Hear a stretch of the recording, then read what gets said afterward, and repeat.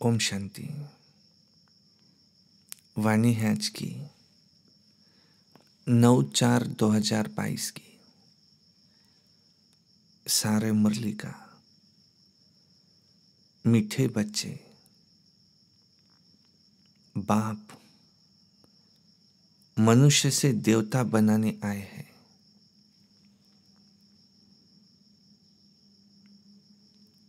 तो उनकी दिल से शुक्रिया मानो। श्रीमत पर चलते रहो। एक से ही सच्ची प्रीत रखो। प्रश्न है, जिन बच्चों की बाप से प्रीत है तो उनकी निशानियां क्या होंगी? तो उत्तर है, बाप से सच्ची प्रीत है तो एक उन्हें ही याद करेंगे, उनकी ही मत पर चलेंगे। मनसा वाचा कर्मणा किसी को भी दुख नहीं देंगे, किसी के प्रति घृणा नहीं रखेंगे। अपना सच्चा सच्चा पोता मेल बाप को देंगे और कुसंग से अपनी संभाल करेंगे। गीत है आज का, धीरज धर मनुआ। ओम शांति। ब्राह्मणों को तो जरूर धीरज ही होगा, क्योंकि ब्राह्मणों की है परमपिता परमात्मा के साथ प्रीत, परंतु नंबरवार पुरुषार्थ अनुसार सबकी एक जैसी तो प्रीत नहीं है। जैसे मम्मा बाबा और बच्चे अपना अपना अनुभव सुनाते हैं, अहम आत्मा अपने लिए कहते हैं, शुभावा फिर अहम परमात्मा कहेंगे। अहम आत्मा कहती है कि मैं परमपिता परमात्मा को बहुत याद करती हूँ, क्योंकि जानती हूँ आधा कल्प हमने इस रावण राज्य में बहुत दुख देखा है। अच्छा, ऐसे भी नहीं कि शुरू से दुख होता है, नहीं। रावण राज्य में धीरे धीरे दुख की वृद्धि होती है, कलाएं कम होती जाती है। अहम आत्मा को अब परमपिता परमात्मा बतलाते हैं कि पहले पहले तुम अव्यभिचारी भक्ति में थे, माना सिर्फ मुझे याद करते थे, फिर व्यभिचारी रजोगुणी भक्ति में आए और अभी तो तमोगुणी भक्ति हो गई है। जो आया उनको पूछते रहते हैं, उसको कहा जाता है भूत पूजा, क्योंकि शरीर 5 तत्वों का बना हुआ है। यह फलाना स्वामी है तो सिर्फ 5 तत्वों के शरीर को देख कहते ना, उन्हों के चरणों में गिरते हैं। यह है तमो प्रधान भक्ति। अभी हम आत्मा जानते हैं कि परमपिता परमात्मा फिर से आए हैं हमको अपना वर्षा देने, इसलिए जितना हो सके उनको याद करो। उनका फरमान है, निरंतर मुझे याद करो। देही अभिमानी भव अथवा आत्म अभिमानी भव। बाबा सुनाते हैं, घड़ी घड़ी बाप का शुक्रिया करता हूँ। ब्रह्मा बाबा सुनाते हैं, बाबा आपने मुझे अंधियारे से निकाला है। बाबा के साथ हमारी प्रीत है और सबकी है विनाश काले विपरीत बुद्धि, वह पूरा वर्षा ले न सके। लौकिक बच्चों की बाप से प्रीत होती है। बाप की मत पर चलते हैं तो बाप भी राजी होता है। अगर बच्चा मत पर नहीं चलता तो बाप राजी नहीं रहता। जो मत पर न चले वह कपूत ठहरा। तो बेहद का बाप भी कहते हैं कि मुझे याद करो तो तुम्हारे विकर्म भस्म होते जाएंगे। मेरे बने हो तो कोई भी पाप कर्म नहीं करो।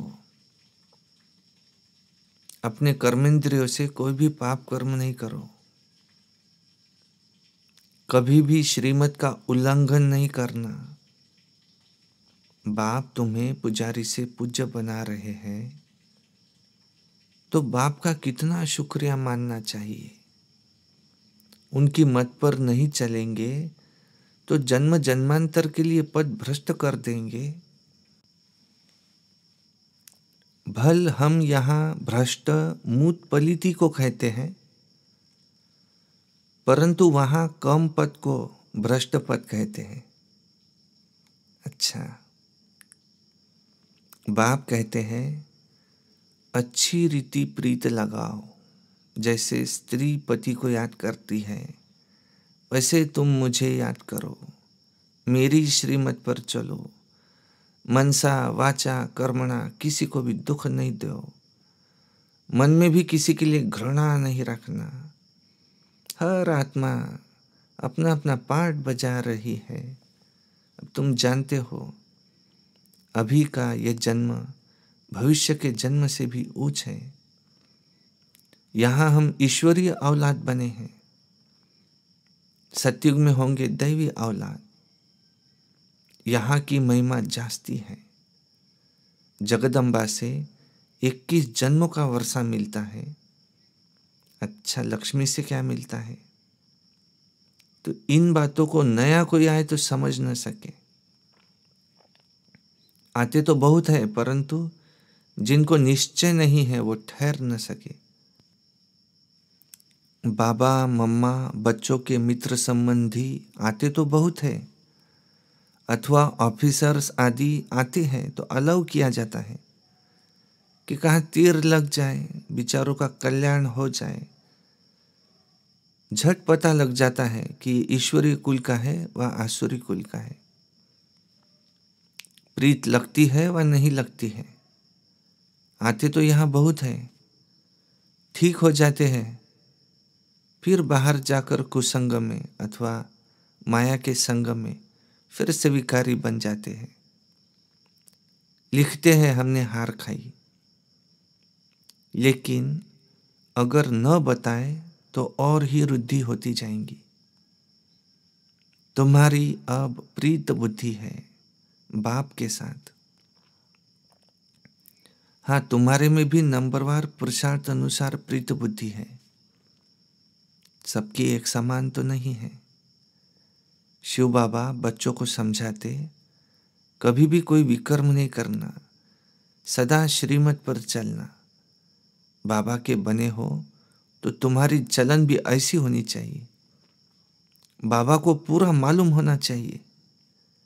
बाबा मुक्ति, जीवन मुक्ति, विश्व की बादशाही देते हैं और बच्चों के पास क्या है वो बाप को पता नहीं है। बाप के पास तो पूरा पोता में लाना चाहिए। मेरे को देने से तुम्हारा नुकसान नहीं होगा। वह तो सब पैसे आदि अपने काम में ले लेते हैं। मैं तो निराकार हूँ। तुम बच्चों के ही काम में लगाता हूँ। जैसे गांधी जी देश के काम में लगाते थे, इसलिए उनका नाम बाला है। बरोबर गांधी जी ने कांग्रेस स्थापन किया है, नहीं तो यहाँ राजाओं का राज्य था। अभी बाप फिर से नई राजधानी राम राज्य स्थापन कर रहे हैं। यह बात सभी बच्चों की बुद्धि में बैठती नहीं है। अगर बैठे तो खुशी का पारा भी चढ़े। बाबा के साथ योग लगाते रहे। बाबा कहते हैं परम धाम में रहने वाले बाप को वहाँ याद करो जहाँ जाना है। अब ड्रामा पूरा होना है। ड्रामा को कोई जानते नहीं है, न कोई की मेरे साथ प्रीत है। कहते हैं हम परंपरा से गंगा स्नान करते आए हैं। अच्छा, क्या सतयुग में भी करते थे? परंपरा का भी अर्थ नहीं समझते। बाबा कहते हैं अब तुम्हारे सुख के दिन आ रहे हैं तो तुम्हारी बुद्धि में धीरज है। कोई तो कुछ भी नहीं समझते हैं। यहाँ से समझकर जब बाहर जाते हैं तो माया सारा ही खा जाती है। जैसे मक्खी मरती है तो चींटियाँ सारा उनको हप कर लेती है ना, तो यहाँ भी जैसे मरता है तो चींटियाँ लेकर सारा हप कर लेती है। माया भी बलवान है, कम नहीं है, बड़ी लड़ाई लगती है। यहाँ रहते भी क्लास में नहीं आते तो समझा जाता है कि ये स्वर्ग के मालिक नहीं बन सकते,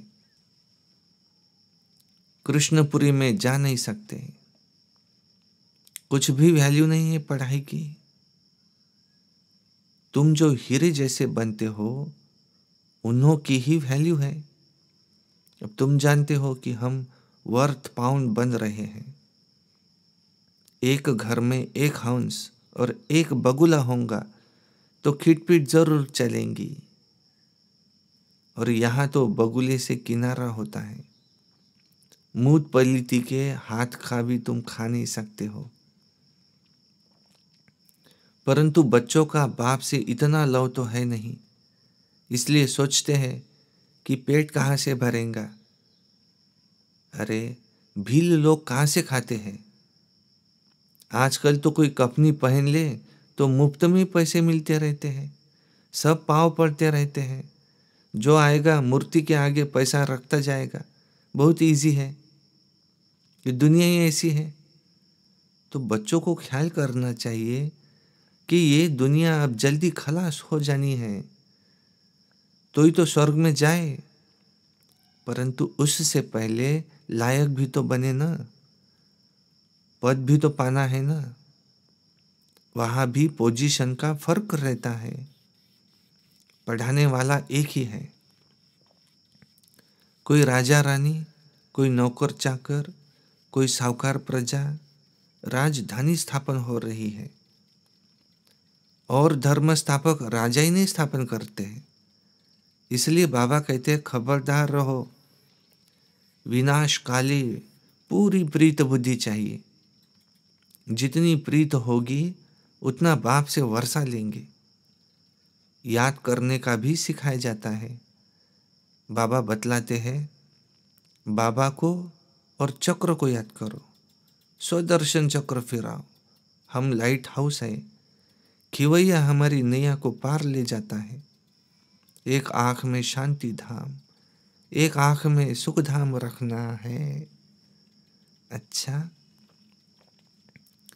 मीठे मीठे सिकी लधे बच्चों प्रति मात पिता बाप दादा का याद प्यार और गुड मॉर्निंग। रूहानी बाप की रूहानी बच्चों को नमस्ते, और हम रूहानी बच्चों की रूहानी बाप दादा को याद प्यार गुड मॉर्निंग नमस्ते। धारणा के लिए मुख्य सारे। नंबर 1, हर एक पाठधारी के पाठ को देखते हुए किसी से भी घृणा नहीं करना है। मनसा वाचा कर्मणा किसी को भी दुख नहीं देना है। 2 नंबर है, बाप को अपना पूरा पोता मेल देना है। विनाश काले पूरा प्रीत बुद्धि बनना है। श्रीमत पर अपनी चलन श्रेष्ठ बनानी है। कुसंग से संभाल करनी है। वरदान है, सूक्ष्म पापों से मुक्त बन संपूर्ण स्थिति को प्राप्त करने वाले सिद्धि स्वरूप भव। कई बच्चे वर्तमान समय कर्मों की गति के ज्ञान में बहुत इजी हो गए हैं, इसलिए छोटे छोटे पाप होते रहते हैं। कर्म फिलॉसफी का सिद्धांत है, यदि आप किसी की ग्लानि करते हो, किसी की गलती बुराई को फैलाते हो, या किसी के साथ हाँ में हाँ भी मिलाते हो, तो यह भी पाप के भागी बनते हो। आज आप किसी की ग्लानि करते हो तो कल वह आपकी दुगनी ग्लानि करेगा। यह छोटे छोटे पाप संपूर्ण स्थिति को प्राप्त करने में विघ्न रूप बनते हैं।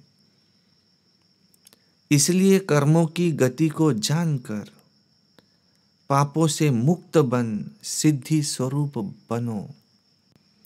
स्लोगन है, आदि पिता के समान बनने के लिए शक्ति, शांति और सर्व गुणों के स्तंभ बनो। मातेश्वरी जी के अनमोल महावाक्य। निराकारी दुनिया अर्थात आत्माओं के रहने का स्थान। जब हम निराकारी दुनिया कहते हैं तो निराकार का अर्थ यह नहीं कि उनका कोई आकार नहीं है, परंतु कोई दुनिया जरूर है कि उसका स्थूल सृष्टि के मुआफिक आकार नहीं है। जैसे परमात्मा निराकार है, लेकिन उनका अपना सूक्ष्म रूप अवश्य है। हम आत्मा और परमात्मा का धाम वो निराकारी दुनिया है। तो जब हम दुनिया अक्षर कहते हैं तो इससे सिद्ध है कि वो दुनिया है और वहाँ कोई रहता है, तभी तो दुनिया नाम पड़ा है। अब दुनियावी लोग समझते हैं परमात्मा का रूप भी अखंड ज्योति तत्व है, लेकिन वह तो परमात्मा के रहने का ठिकान है, जिसको रिटायर्ड होम कहते हैं। तो हम परमात्मा के घर को परमात्मा नहीं कह सकते। अब दूसरी है एक आकारी दुनिया कि जहाँ ब्रह्मा विष्णु शंकर देवताएं ये आकारी रूप में रहते हैं। और फिर यह तीसरी है साकारी दुनिया, और जिनके फिर दो भाग है। एक है निर्विकारी स्वर्ग की दुनिया, जहाँ आधा कल्प सदा पवित्रता, सुख और शांति है। और दूसरी है फिर ये विकारी कलयुगी दुख और अशांति की दुनिया। अब यह दो दुनियाएं क्यों कहते हैं? क्योंकि यह जो मनुष्य कहते हैं स्वर्ग और नरक, ये दोनों परमात्मा की रची हुई दुनिया है। तो इस पर परमात्मा के महावाक्य है, बच्चे मैंने कोई दुख की दुनिया नहीं रची, जो दुनिया मैंने रची है वो सुख की रची है। अब यह जो दुख और अशांति की दुनिया है, वो मनुष्य आत्माएं अपने आप को और मुझ परमात्मा को भूलने के कारण ये हिसाब किताब भोग रहे हैं। बाकी ऐसे नहीं कि जिस समय सुख और पुण्य की दुनिया है वहाँ कोई सृष्टि नहीं चलती। हाँ, अवश्य जब हम कहते हैं कि वहाँ देवताओं का निवास स्थान था, तो जरूर वहाँ प्रकृति चलती थी, परंतु विकारी पैदाइश नहीं थी कि जिस कारण कोई कर्म बंधन नहीं था। तो उस दुनिया को कर्म बंधन रहित स्वर्ग की दुनिया कहते हैं। तो एक है निराकारी दुनिया, दूसरी है आकारी दुनिया, तीसरी है ये साकारी दुनिया। फिर है भगवान के आने का अनादि रचा हुआ प्रोग्राम। यह जो मनुष्य गीत गाते हैं ना, ओ गीता के भगवान, अपना वचन निभाने आ जाओ। अब तो स्वयं गीता का भगवान अपना कल्प पहले वाला वचन पालन करने के लिए आए हैं और कहते हैं, हे बच्चे, जब भारत पर अति धर्मग्लानि होती है तब मैं इसी समय अपना अंजाम पालन करने माना वायदा निभाने के लिए अवश्य आता हूँ। अब मेरे आने का ये मतलब नहीं है कि मैं कोई युगे युगे आता हूँ। सभी युगों में तो कोई धर्मग्लानि होती भी नहीं है। धर्मग्लानि होती है कलयुग में। तो मानो परमात्मा कलयुग के समय आता है और कलयुग फिर कल्प कल्प आता है, तो जरूर वह भी कल्प कल्प आते हैं। अब कल्प में 4 युग है, उसको ही कल्प कहते हैं। आधा कल्प सतयुग त्रेता में सतोगुण सतो प्रधान है, तो वहां परमात्मा के आने की कोई जरूरत नहीं है। और द्वापर युग से तो फिर दूसरे दूसरे धर्म की शुरुआत होती है, तो उस समय भी अति धर्मग्लानि नहीं है। तो इससे सिद्ध होता है कि परमात्मा तीनों युगों में वो आते ही नहीं है। तो बाकी रहा कलयुग, उसके अंत में अति धर्मग्लानि जब हो जाती है तो उसी समय परमात्मा आए, अधर्म का विनाश कर सत्य धर्म की स्थापना करते हैं। अगर द्वापर में आया हुआ होता तो फिर द्वापर के बाद ही सतयुग होना चाहिए, तो फिर कलयुग क्यों? ऐसे तो नहीं कहेंगे कि परमात्मा ने घोर कलयुग स्थापन किया। अब यह तो बात हो नहीं सकती। तो इसलिए परमात्मा कहते हैं, मैं एक हूँ और एक ही बार आए अधर्म का विनाश और कलयुग का विनाश कर फिर सतयुग की स्थापना करता हूँ। तो मेरे आने का समय है संगम युग। अच्छा, ओम शांति।